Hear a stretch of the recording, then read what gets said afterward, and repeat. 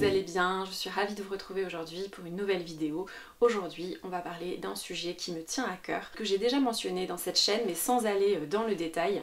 Donc aujourd'hui on va parler de l'Ayurveda. En ce qui me concerne, je m'intéresse à l'Ayurveda depuis, je crois que c'est à peu près 2016. Je me suis un petit peu intéressée à ça progressivement, voilà, notamment en regardant des chaînes YouTube, en lisant des livres sur le sujet. Donc déjà, qu'est-ce que l'Ayurveda? L'Ayurveda, c'est la médecine traditionnelle indienne. Donc c'est une médecine qui est vieille de plus de 4000 ans. Donc on peut dire que c'est une médecine qui est plus préventive, à la différence de la médecine allopathique, enfin de la médecine occidentale qui va traiter les symptômes d'une maladie déjà déclarée. Là, avec l'Ayurveda, en fait, on va s'attacher à prévenir l'apparition des maladies. L'Ayurveda vous invite à avoir un mode de vie sain et qui respecte votre constitution, votre nature propre. Et c'est une médecine qui est empirique, donc c'est-à-dire que comme beaucoup de sciences d'ailleurs, en fait, on prouve quelque chose par l'expérience. En l'occurrence, l'Ayurveda est riche de plus de 4000 ans de connaissances et d'apprentissage sur l'être humain, sur le fonctionnement du corps humain. Donc moi je trouve que c'est assez fascinant, c'est la plus vieille médecine qui existe encore actuellement. C'est pour vous dire à quel point elle est importante, elle est encore aujourd'hui très pratiquée en Inde en fait, il y a des hôpitaux ayurvédiques. L'Ayurveda ne met pas de côté la médecine allopathique, donc aujourd'hui c'est quand même prouvé que les meilleures guérisons font intervenir à la fois la médecine allopathique et des médecines alternatives conjointement. Mais on va pas rentrer dans le débat aujourd'hui. Donc Ayu en sanskrit ça veut dire vie et Veda en sanskrit ça veut dire la connaissance, la science, le savoir. Donc l'Ayurveda c'est la science de la vie. Et juste une petite note, le sanskrit c'est la langue officielle de l'Ayurveda et c'est la langue officielle du yoga. L'Ayurveda considère que dans l'univers tout est régi par les 5 éléments. Donc chaque être vivant va être constitué des 5 éléments avec des proportions différentes. Et c'est ça qui va nous intéresser aujourd'hui. Donc les 5 éléments, ce sont vraiment les piliers de l'Ayurveda. La terre, l'eau, l'air, le feu et l'éther. L'éther, c'est l'espace, le vide. Donc les 5 éléments sont présents dans des proportions plus ou moins élevées dans les êtres vivants, dans les objets qui nous entourent, etc. C'est pour qui l'Ayurveda? L'Ayurveda, c'est absolument pour tout le monde, puisque l'Ayurveda va respecter toutes les constitutions, c'est-à-dire tous les profils de personnes qui existent. Alors qu'est-ce qui va se passer dans le corps humain? Les éléments vont se mettre de pair et vont former ce qu'on appelle des doshas. Les doshas sont des énergies vitales que l'on a dans le corps, dans l'esprit. Donc il existe 3 doshas. Donc d'abord vous avez le dosha Vata qui est un mélange d'air et d'éther. Vous avez ensuite le dosha Pitta qui est un mélange de feu et d'eau. Et vous avez le dosha Kapha qui est un mélange de terre et d'eau. Donc ces 3 doshas existent absolument chez toutes les personnes, évidemment avec des proportions différentes. Et donc ces proportions-là vont déterminer réellement votre constitution. Le concept de l'Ayurveda, ça va être de venir équilibrer votre constitution de naissance, que l'on appelle la Prakriti. En fait la Prakriti c'est vraiment l'essence même de qui vous êtes.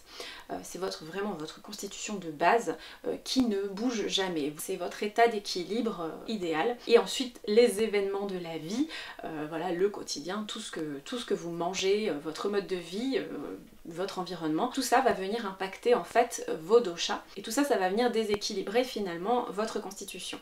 Et donc votre constitution actuelle, ça va être votre Vikriti. Il ne faut absolument pas confondre la Prakriti et la Vikriti et ça c'est très important. Ce sont les déséquilibres dans le corps qui vont faire apparaître les maladies. L'idée de l'Ayurveda, vous l'aurez compris, c'est vraiment de venir équilibrer au maximum votre mode de vie en fonction de votre constitution, voilà, pour ne pas avoir des maladies plus tard. Donc, comme je vous le disais, les 3 doshas sont présents dans des proportions différentes selon chaque individu. De là, on peut avoir une constitution dominante, donc que ce soit Vata ou Pitta ou Kapha. On peut avoir aussi une double constitution, par exemple on peut être Pitta Vata. Il existe aussi une constitution qui est tridoshique, c'est-à-dire que les 3 doshas sont absolument parfaitement équilibrés dans cette personne, c'est-à-dire que vous allez avoir du 1 tiers, 1 tiers, 1 tiers, et cette personne va être entre guillemets idéale, parfaitement équilibrée, voilà, du point de vue de tous les éléments et de l'Ayurveda. C'est un profil qui est extrêmement rare. Donc les doshas vont impacter les caractéristiques physiques de l'individu, l'individu, mais également les caractéristiques psychiques. Et donc en fonction de ça, vous allez avoir des traits de caractère, vous allez avoir des traits de personnalité différents, et vous allez avoir évidemment des corps différents, des physiques différents. Par exemple, une personne Vata, elle va avoir les qualités, les gunas en sanskrit, des éléments qui la constituent, c'est-à-dire l'air et l'éther. Donc c'est une personne un peu comme le vent en fait. Le vent c'est rapide, c'est léger, c'est froid, c'est en mouvement. La personne Vata va avoir ces qualités-là. Donc ça va être une personne qui est soit très grande, soit très petite, qui est légère, qui a une ossature mince, qui a une morphologie mince, qui ne va pas prendre de poids facilement, qui va être un petit peu éventuellement agitée, un peu nerveuse, voilà, qui va avoir facilement des instabilités, que ce soit dans le corps ou dans l'esprit. On va avoir la peau très fine, très sèche, des cheveux très fins, et même qui ont tendance un petit peu à boucler, donc qui vont avoir aussi des traits assez fins, mais avec des asymétries dans le corps, dans le visage, etc. Alors ensuite, des personnes Pitta, on va avoir aussi les qualités des éléments qui la composent, donc à savoir le feu et l'eau. Donc là, en fait, Pitta est un petit peu défini en fait par la transformation. Donc les personnes Pitta, comme elles ont beaucoup de feu, par exemple, elles vont avoir souvent un bon feu digestif, donc la transformation des aliments. Elles vont également bien transformer les informations qu'elles reçoivent en connaissances. Ce sont des personnes assez intenses, qui ont un corps chaud, ils vont avoir du mal à supporter les fortes chaleurs par exemple, ils préfèrent les endroits plutôt froids. Ça va être des personnes qui vont être sensibles à l'inflammation. Donc c'est des personnes qui vont avoir tendance à rougir ou alors à transpirer, à avoir des odeurs un petit peu fortes. Des personnes qui peuvent être très passionnées, et le feu de la passion on va dire. Des personnes qui peuvent être par contre, quand elles sont déséquilibrées, colériques, alors que quand elles sont équilibrées, ça va être plutôt des personnes joyeuses. Ce sont des personnes qui sont assez rigoureuses, assez perfectionnistes, qui ont une bonne vivacité d'esprit, qui ont un bon mental, qui va leur permettre d'affronter des situations. Les personnes Pitta vont avoir des corpulences moyennes, une taille moyenne, des traits plutôt fin moyen, souvent avoir des lèvres bien rouges ou en tout cas un teint assez coloré, ça peut être des teints un petit peu jaunes, des taches de rousseur, ou enfin tout ce qui est jaune, roux, et également les cheveux blancs, tout ça, ça va être très présent chez les personnes Pitta. Ensuite les personnes Kapha donc, vont avoir les qualités des éléments terre et eau. Là on va être sur des personnes avec une corpulence plus forte, donc bien solide, des os assez costauds, des cheveux bien épais, une peau plus épaisse, des personnes qui sont stables physiquement et émotionnellement, donc des personnes qui sont plutôt calmes, douces. Du coup les personnes de type Kapha, quand elles sont en déséquilibre, vont avoir du mal à bouger par exemple, vont être un petit peu dans une forme de lenteur ou une forme de léthargie. De toute façon il y a du positif et du moins positif, on va dire du négatif, dans chaque dosha. Il n'y a pas d'idée de perfection, l'idée en fait vraiment ça va être d'équilibrer ces doshas. Il y a quand même beaucoup de personnes qui sont de constitution double, donc par exemple c'est le cas en France avec les personnes de type Pitta Vata. La majorité des Français est de type Pitta Vata. Mais évidemment on n'est pas tous les mêmes Pitta Vata. Vous allez avoir des Pitta Vata avec une proportion 70% Pitta, 30% Vata, et vous allez avoir des personnes avec une constitution Pitta à 55% et Vata à 45%. Donc souvent on arrive à trouver sa Vikriti. Donc la Vikriti c'est la constitution que vous avez actuellement, donc c'est-à-dire avec les déséquilibres que vous avez dans votre vie, déséquilibres de mode de vie, d'alimentation. Votre Vikriti c'est finalement votre profil qui est déséquilibré. Et donc l'idée ça va être de rapprocher au maximum la Vikriti de la Prakriti. Et donc pour ça c'est quand même essentiel d'aller consulter un thérapeute ayurvédique, un médecin ayurvédique qui va déjà confirmer votre profil ayurvédique, parce qu'on peut facilement faire des erreurs quand on fait des tests sur internet par exemple, ou en tout cas on peut facilement confondre sa Vikriti avec sa Prakriti. Par exemple, il y a beaucoup de personnes de type réellement Pitta Vata qui vont penser être Vata Pitta. Déjà parce que Pitta Vata et Vata Pitta c'est des profils qui sont très proches, mais qui sont assez différents finalement aussi. Donc cette année je suis allée consulter une thérapeute ayurvédique. Comme vous le savez, j'ai eu un petit problème de santé à l'automne, qui s'est réglé naturellement au final, mais voilà, en tout cas je suis allée consulter une thérapeute ayurvédique parce que je savais que ça pouvait vraiment aider l'ayurveda dans le problème de santé que j'ai rencontré, à savoir une hyperthyroïdie, bon, passagère heureusement. Voilà, j'ai pas eu besoin de prendre des traitements, tout s'est réglé naturellement en fait, c'était juste une phase dans mon corps. Mais c'est vrai que le fait d'avoir déclaré cette hyperthyroïdie, je me suis dit c'est vraiment le moment d'aller consulter un thérapeute ayurvédique, parce que peut-être ça va indiquer des choses sur ton profil et peut-être que tu peux équilibrer un petit peu tout ça. Ma constitution de naissance a été confirmée, je suis de type Pitta-Vata. J'ai une constitution qui n'est pas évidente puisque mon profil Pitta-Vata est quasiment à 50-50. Et là, ma thérapeute ayurvédique m'a dit vous êtes quasiment à égalité en fait dans votre profil de naissance. Elle m'a confortée dans l'idée que c'était un profil qui était extrêmement difficile à vivre. Puisque je le vis dans mon corps et dans ma tête, l'anxiété, la nervosité de Vata, mais je vais avoir également le perfectionnisme, l'hypersensibilité potentielle des Pitta. Je vais avoir tendance à faire facilement des burn-out comme les personnes de type Pitta, mais à la fois je vais faire beaucoup de crises d'angoisse ou de crises de panique comme des personnes plutôt Vata. En tout cas l'idée c'est vraiment de venir apaiser mon Vata pour réguler un petit peu. Parce que le Vata a tendance à exploser un petit peu chez moi et en même temps d'apaiser mon Pitta aussi pour être en équilibre et respecter ma constitution au mieux. Moi par exemple je consomme du café, alors pas à outrance mais j'ai quand même une consommation de café qui est pas négligeable. J'adore manger bien épicé, bien chaud. En fait je cherche absolument à me réchauffer parce que j'ai tout le temps froid, mais voilà, le fait de me réchauffer comme ça, en fait ça va effectivement réguler mon Vata mais ça va déséquilibrer mon Pitta. Donc c'est un peu compliqué, mais voilà, j'essaye de calmer tout ça. Je n'ai pas réussi à supprimer le café de mon alimentation, ça c'était hors de question. De toute façon mon café du matin, ça on peut pas me l'enlever. Donc le type, on va dire Vata Pitta, Pitta Vata, voilà, vraiment là où j'en suis moi, ça va être vraiment d'avoir une bonne hygiène de vie, un bon sommeil régulier, faire des activités régulières, de pas zapper un repas, de pas... alors ça m'arrive pas souvent d'avoir envie de zapper un repas, mais c'est vrai que si je suis très occupée en train de dessiner, voilà, je peux vite oublier le temps qui passe et me dire waouh, il est 14h, j'ai toujours pas mangé, donc là je vais aller évidemment manger. Il faut que j'ai une alimentation qui soit assez consistante, et il faut pas que je m'insiste trop, je brûle facilement. Et puis j'ai plutôt une nature mince. Le Vata c'est aussi quelqu'un de très créatif, voilà. Le côté artistique va être très présent chez les Vata. Le côté très intuitif également, ça va être des personnes qui sont très sensibles au niveau des oreilles, c'est mon cas.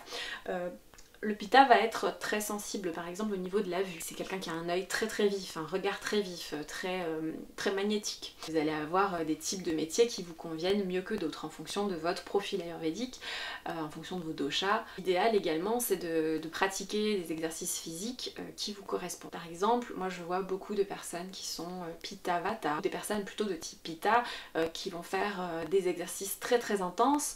Alors elles ont envie parce qu'elles ont beaucoup de feu intérieur et elles ont beaucoup de passion et d'énergie je veux dire à dépenser, mais elles ne sont pas si fortes que ça physiquement, mais elles tiennent avec le mental. Moi qui ai un Vata quand même très développé, je sais que je peux pas faire tous les sports possibles, je sais que je peux vite me fatiguer. Les sports d'endurance, les sports aussi très intenses, ça va plutôt correspondre à des personnes de type Kapha, c'est-à-dire qui ont besoin de mouvement, au contraire qui sont un petit peu peut-être plus lourds et qui ont besoin vraiment de se dépenser pour être un petit peu plus léger. Et c'est des personnes qui vont avoir la robustesse suffisante pour soutenir un exercice physique intense. C'est pas le cas des Pitta Vata ou Vata Pitta par exemple. Pitta Vata il va tenir beaucoup avec le mental, mais il va pas tenir physiquement. C'est pour ça que souvent les Pitta Vata sont sujettes au burn-out, etc.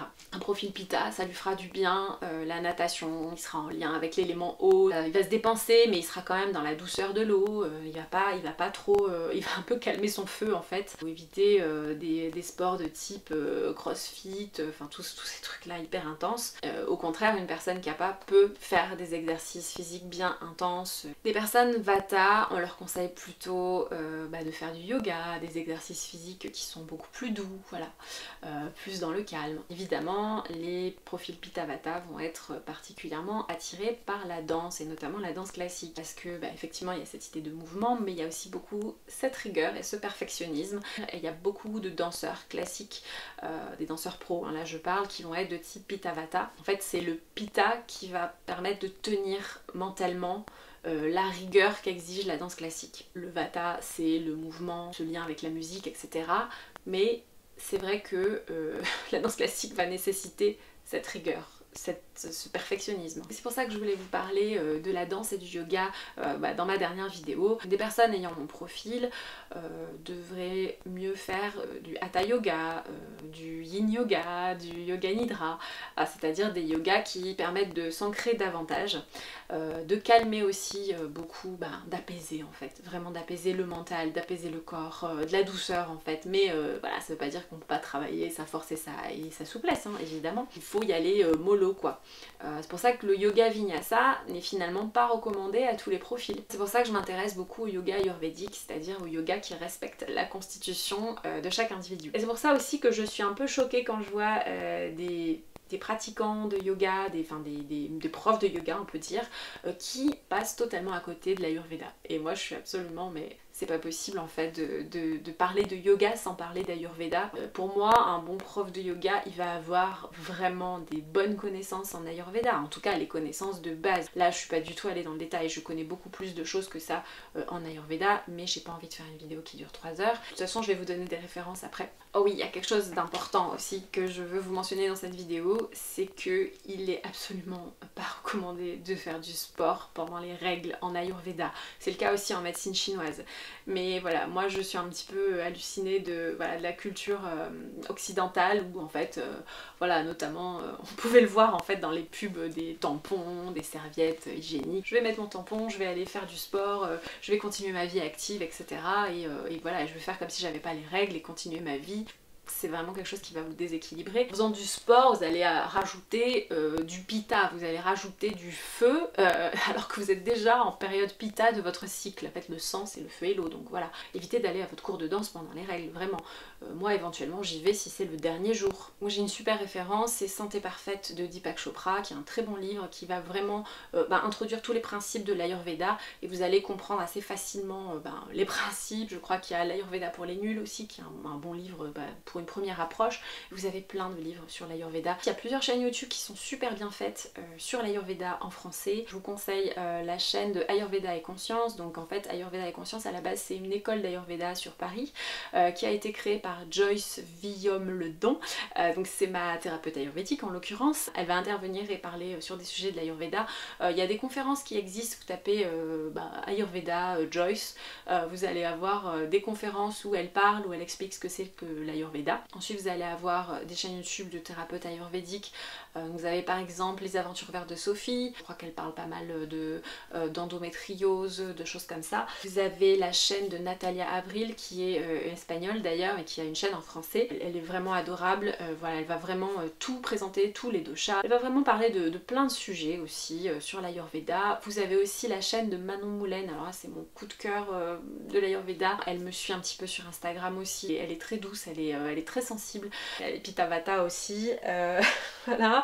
En fait elle fait tout un travail notamment sur les émotions, elle fait des événements également dans plusieurs endroits en France assez régulièrement sur justement la gestion des émotions, des ateliers en fait. Et notamment elle fait des cérémonies du cacao. C'est vraiment mon petit coup de cœur perso sur les chaînes YouTube ayurvédiques, parce que voilà, elle va parler de beaucoup de sujets autres en fait que l'Ayurveda, même si j'adore les sujets concernant l'Ayurveda. Elle va parler aussi beaucoup des émotions en lien avec l'Ayurveda, et ça c'est très intéressant je trouve.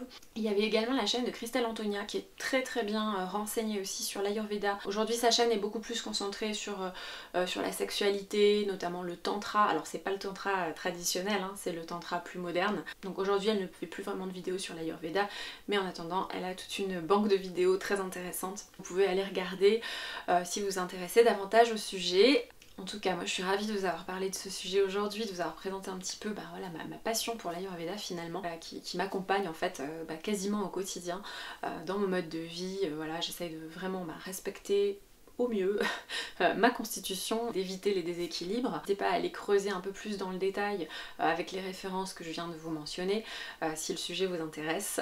C'est vraiment facile d'accès.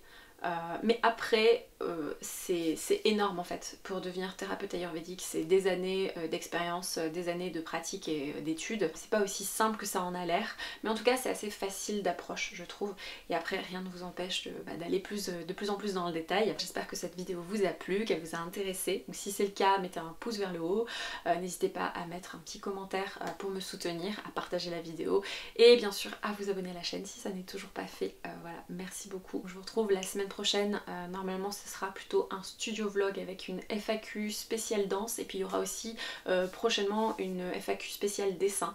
Voilà, donc j'ai hâte de vous faire ça. Je vous embrasse et je vous dis à très bientôt.